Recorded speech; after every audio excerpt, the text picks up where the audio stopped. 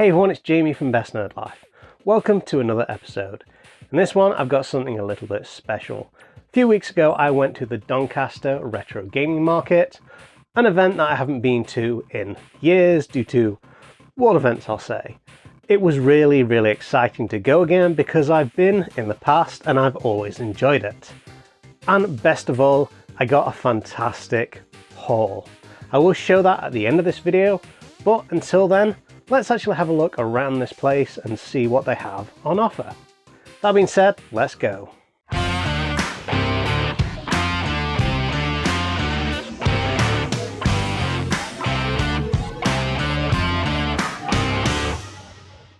Okay, so let's begin by walking out of the train station and actually heading to the dome itself.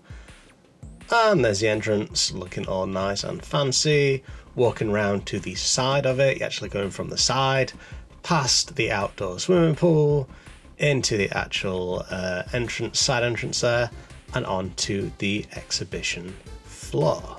Now, it wasn't long until I found my first interesting find. I didn't actually get this, but this is KO Challengers for the PSP.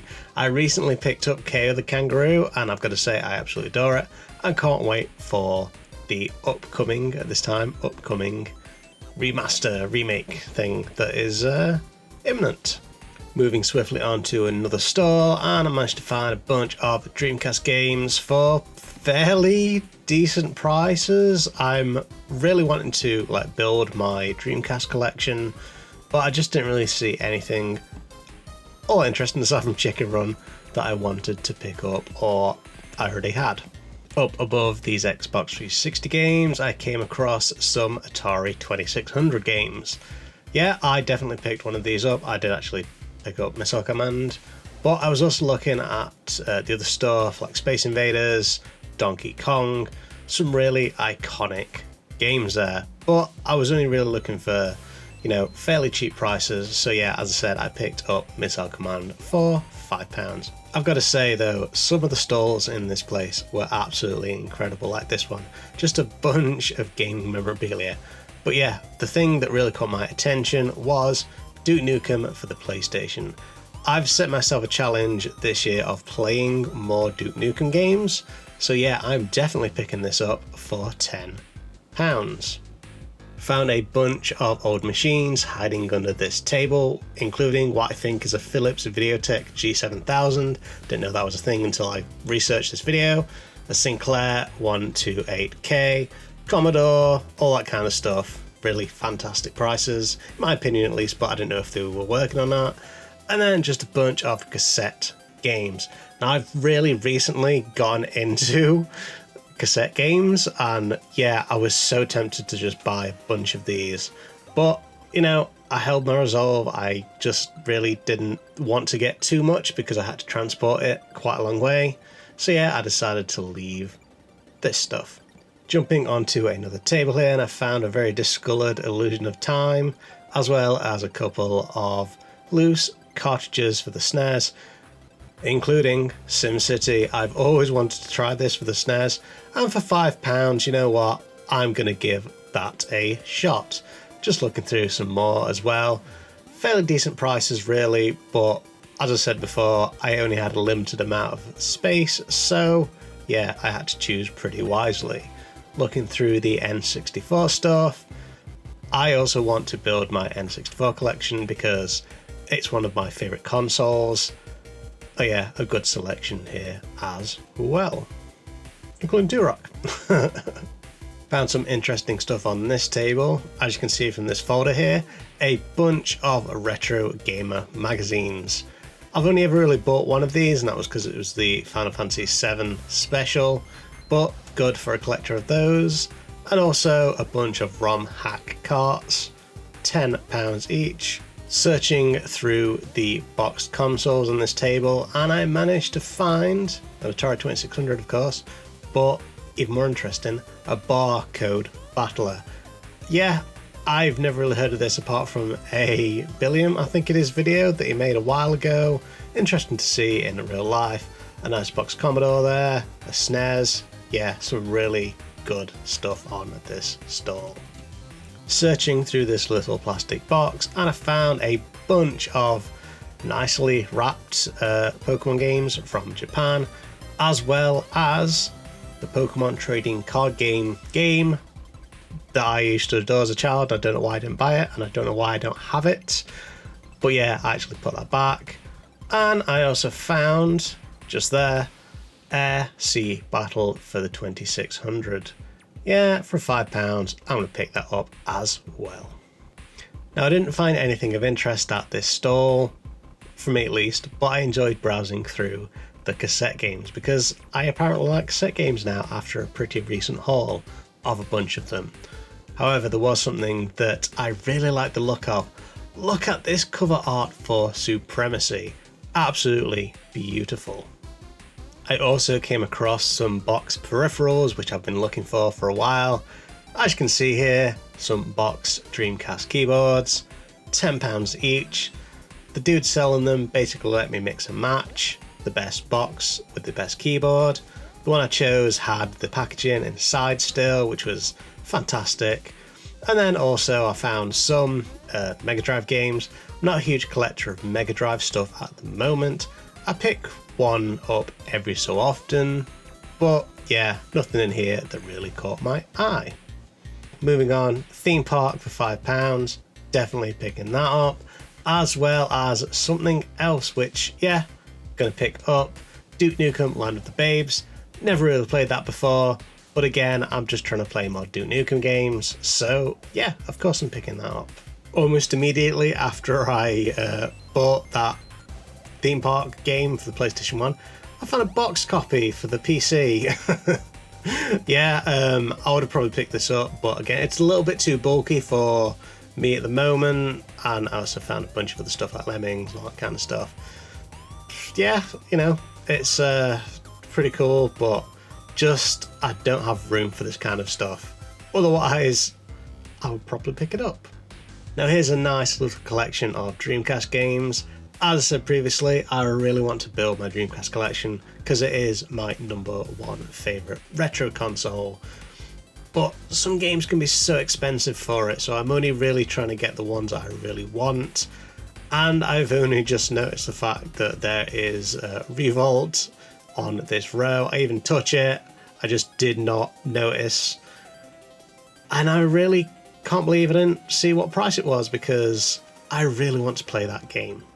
Moving on to some more Mega Drive games here, and I found a bunch of Toe Jam and Earl, some Streets of Rage as well, and then, very interesting for me because I've never actually played it before, Echo the Dolphin, The Tides of Time. Now I've never actually played an Echo game, so yeah, for £4 I'm picking it up. It didn't have a manual, but the cartridge itself seemed pretty decent, so yeah, I got that. Now this next thing is something that I didn't know existed, but I definitely would have got it if it, you know, wasn't so expensive. You can see it coming up here right at the end. This is Noah's Ark for the NES. Yeah, I'm kind of really intrigued with like religious games. I'm not a religious person, but yeah, it just really interests me and I want to collect more of them. Yeah, but I didn't because it's £30. Next up, some more Dreamcast games courtesy of Metal Games. Shout out to them. You can tell that I really want to buy some Dreamcast games. I found Revolt for £25. Yeah, I don't want to spend that much. I really want to play it, but I don't want to spend that much.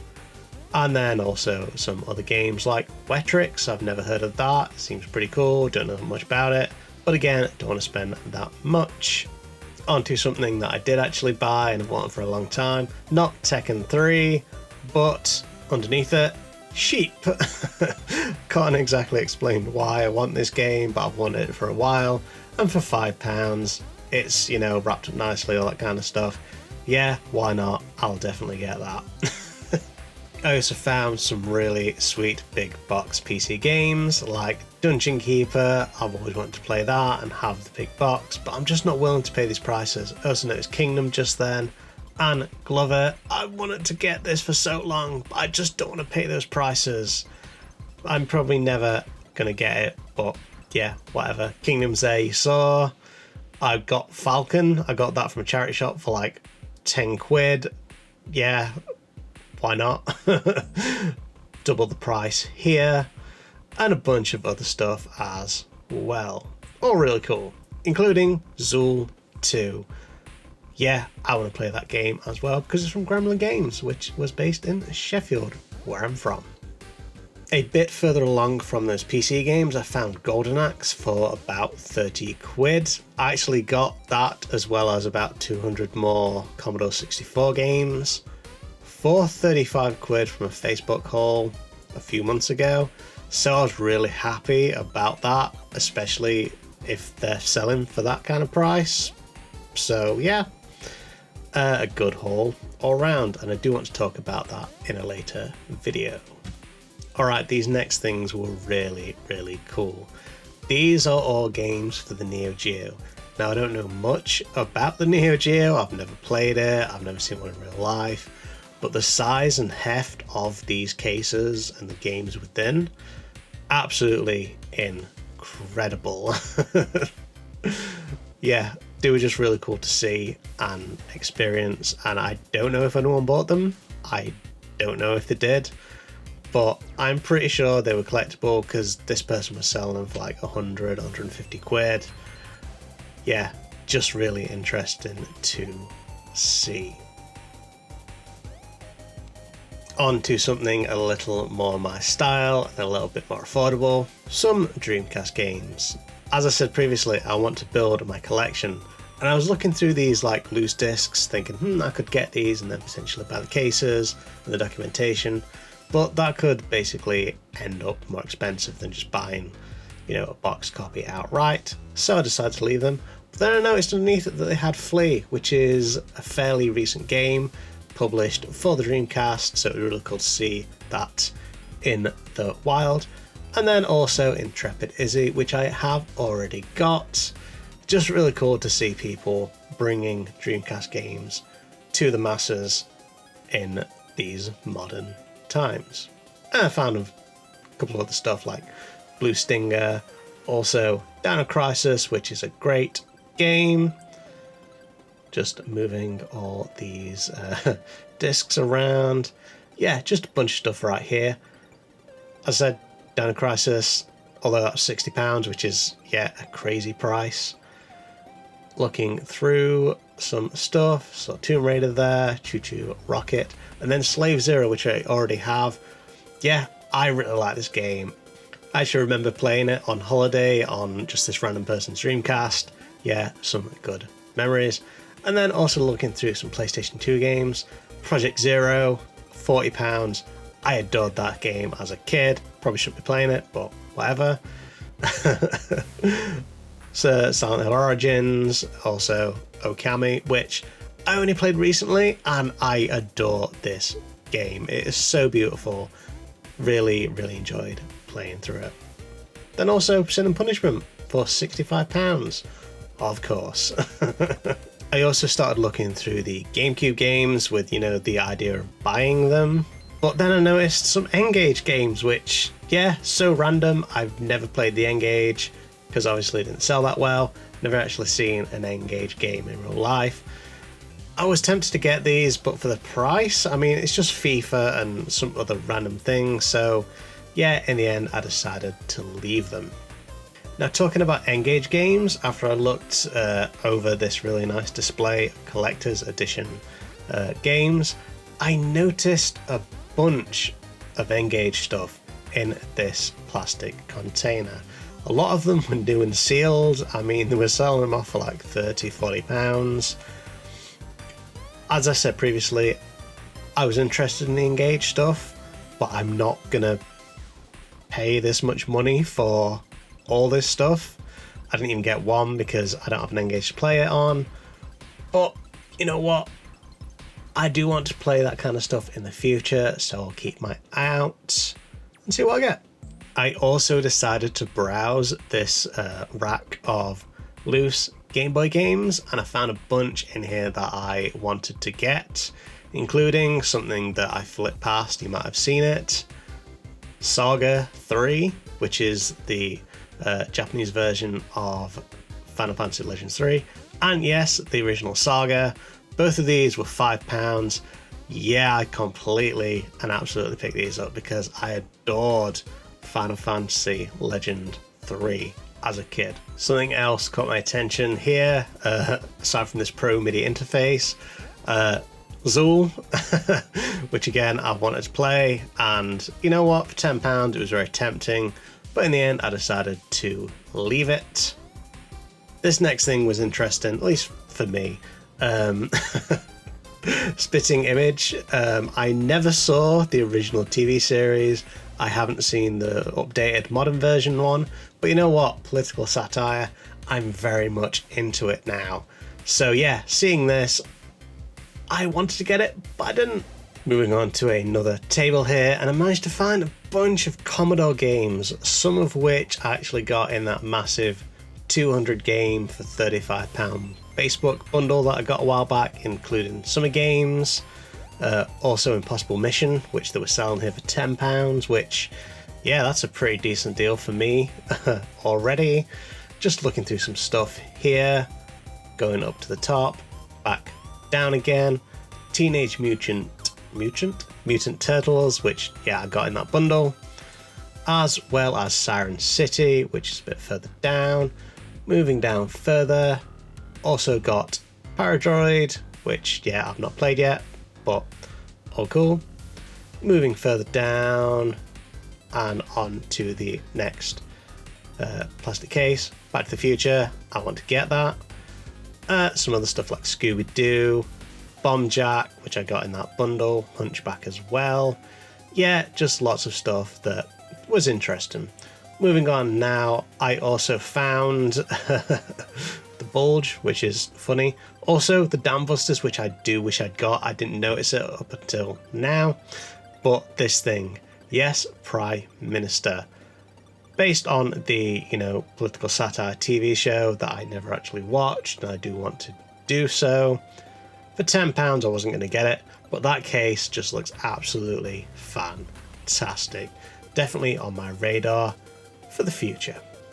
Decided to look in this bookcase full of boxed games, and I found Forsaken 64, which has a very misleading bit of box art because that woman is not featured in the game at all, but it was really cool to see in real life.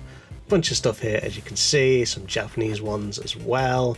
Moving further along to, yeah, a load of other stuff. Moving up, got some SNES games, including that, which I have, I can't remember the name of it, Kid Clown and Crazy Chase or whatever. Yeah, just a really cool selection.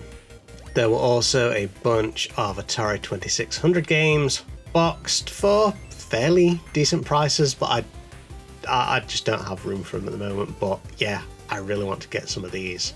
The cheapest one I think was Kangaroo, which is why I kind of looked at it.